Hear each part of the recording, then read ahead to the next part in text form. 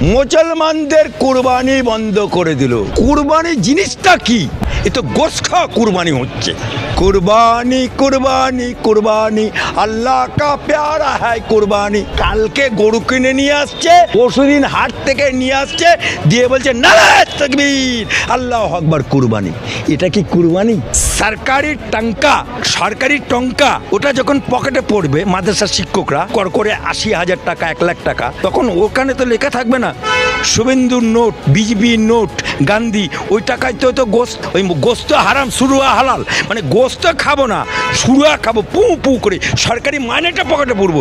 আর গাইতে গেলেই বন্দে মাতরম গলি যত ফাঁকরা। যদি বন্দে মাতরম গাওয়ানোর কথা বলে থাকে, যদি সার্কুলার হয়ে থাকে, তখন সেই মাদ্রাসা কর্তৃপক্ষ কানুন सबके लिए बराबर, कोई खारिजी মাদ্রাসা के लिए नहीं होगा। ये सिर्फ কোনো মুসলমানকে বলুন তার 7 পুরুষ কে ছিল, গুণে হিসাব করে যদি দেখাতে পারে, আমি তার কাছে নতজানু হয়ে গুরু স্বীকার করে নেব। 7 পুরুষ দেখা যাবে হিন্দু। কুরবানির ক্ষেত্রে গোহত্যা বন্ধ করে দিল আইনের পক্ষ থেকে, হাইকোর্টের পক্ষ থেকে, এবং সেই জায়গায় কি বলবেন? দেখুন, অনেকে বলছে শুভেন্দুর সরকার, বিজেপি সরকার মুসলমানদের কুরবানি বন্ধ করে দিল। কুরবানি কুরবানি কুরবানি আল্লাহ কা প্যারা হ্যায় কুরবানি। কুরবানি জিনিসটা কি? কুরবানি হচ্ছে আমার আল্লাহর প্রেরিত একটা দূত, তার কে স্বপ্ন দেখেছিল যে তুমি সব থেকে তোমার প্রিয় জিনিস কুরবানি দাও। সে প্রথমে বাড়ির যত উট আছে কুরবানি দিল, তবুও সে স্বপ্ন দেখছে। তারপরে ছাগল দিল, তবুও সে স্বপ্ন দেখছে। ভেড়া দিল, তবুও স্বপ্ন দেখছে। তখন সে ভাবছে আমার প্রিয় জিনিস কী আছে। তারপরে চিন্তা করলো আমার প্রিয় সব থেকে কলিজার টুকরো আমার ছেলে। কি করবে? ছেলেকে কুরবানি দেবে। তখন ছেলেকে বলছে বাপ, আমাকে উপর থেকে খোদার নির্দেশ আমাকে স্বপ্নে আদেশ করছে যে তোর প্রিয় জিনিস কুরবানি দে। বাপ, তুই তো আমার সব থেকে প্রিয়, কি করব? ছেলে তখন হাসি মুখে বলল, আব্বা আল্লাহর রাস্তায় কুরবানি দেবে, তো দাও, আমি খুশি।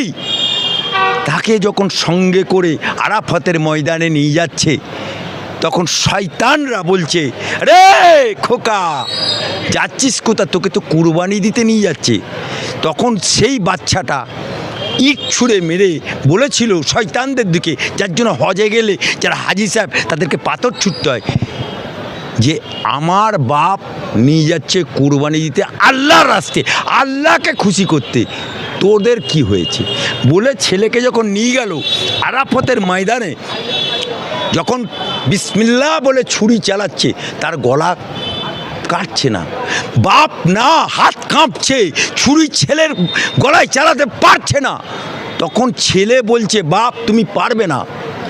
তখন তার কোমরে থাকা গামছাটা ছেলে নিজে হাতে করে বাপের চোখে বেঁধে দিয়েছিল, বেঁধে দিয়ে নিজেই শুয়ে পড়েছিল, দিয়ে বলল চালাও আল্লাহর নামে কোরবানি, বিসমিল্লাহ করে কোরবানি দিল। তারপরে চোখটা খুলে দেখছে যে ছেলে উঠে দাঁড়িয়ে আছে, পাশে একটা দুম্বা কুরবানি হয়েছে। দিস ইজ দ্য কুরবানি, দিস ইজ দ্য কুরবানি। নিজের হৃদয়ের সব থেকে প্রিয়কে আল্লাহর রাস্তায় কুরবানি দিয়ে দাও। আর আজকালকার কি হচ্ছে, কালকে গরু কিনে নিয়ে আসছে, পরশুদিন হাট থেকে নিয়ে আসছে, দিয়ে বলছে নারায়ে তাকবীর আল্লাহু আকবার কুরবানি। এটা